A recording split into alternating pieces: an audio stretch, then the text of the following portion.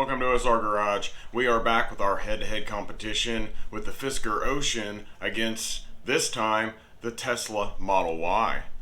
So the first thing we're going to talk about is the size of these vehicles. So the Model Y is going to come in at 187 inches in length, 75.6 inches in width, 64 inches in height, and 113.8 on the wheelbase. Now the Fisker Ocean is going to come in with a length of 188 inches, which is an inch longer than the Model Y. The width is going to be 78.5 inches, so it's just about 3 inches wider than the Model Y. The height is at 64.2, so they're both about the same height, not a big deal there.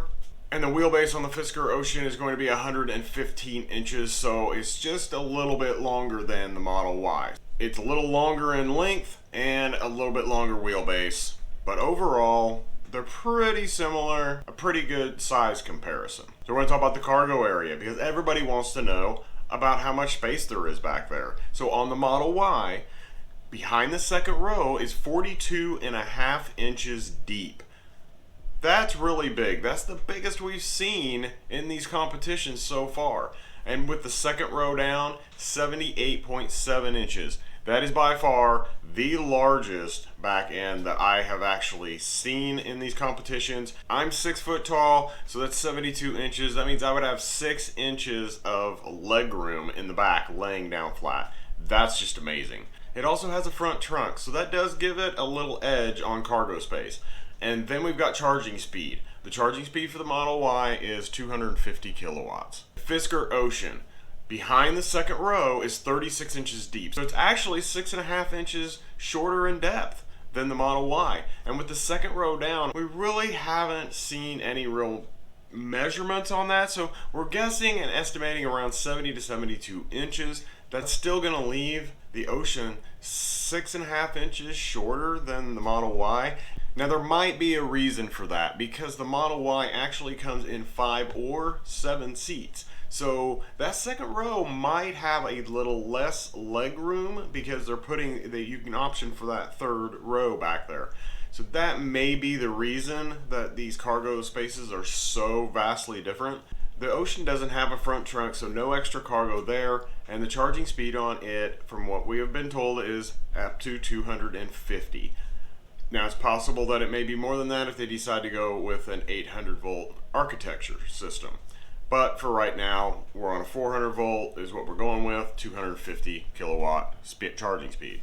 So now we're on to the trim comparisons. Now these were a little bit different because the Tesla Model Y only has 2 trims, long range and performance. And the Ocean, of course we know we have the Sport, the Ultra, the Extreme, and the One. The Extreme and One are the same thing, so there's really only 3 trim levels. The Tesla Model Y really doesn't have anything that compares to the Sport at its price and everything down there. Tesla just doesn't make anything that's in that price range or in that area. We're just doing the top 2 trims of the Ocean against the Model Y. So the first one that's up, and we're going to talk about power numbers right now on the Model Y long range against the Fisker Ocean Ultra. The Model Y long range has all-wheel drive, 330 miles of range, 283 horsepower, 4.8 seconds 0 to 60, and you get that for $65,990.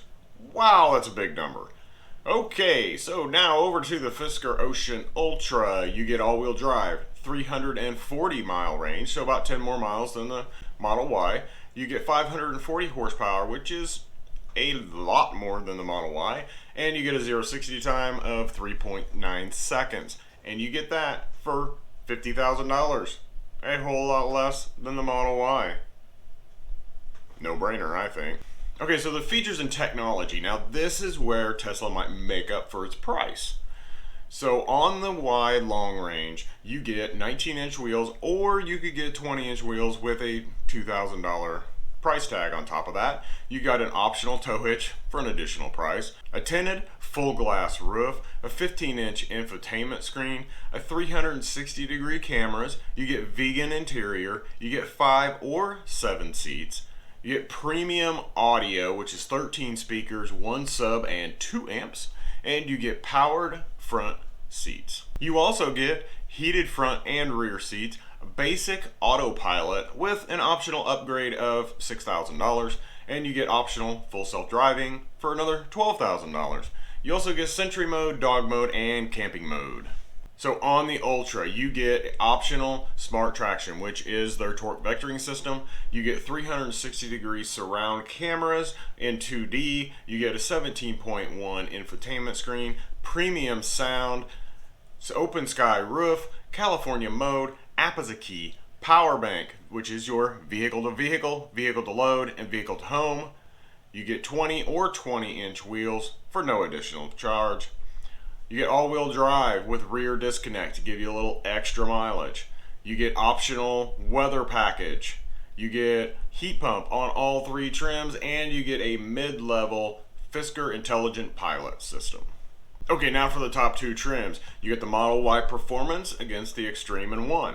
For the Model Y, you get all-wheel drive. You get 303 miles of range, 450 horsepower, 3.5 0 to 60 time, and you get that for $69,990.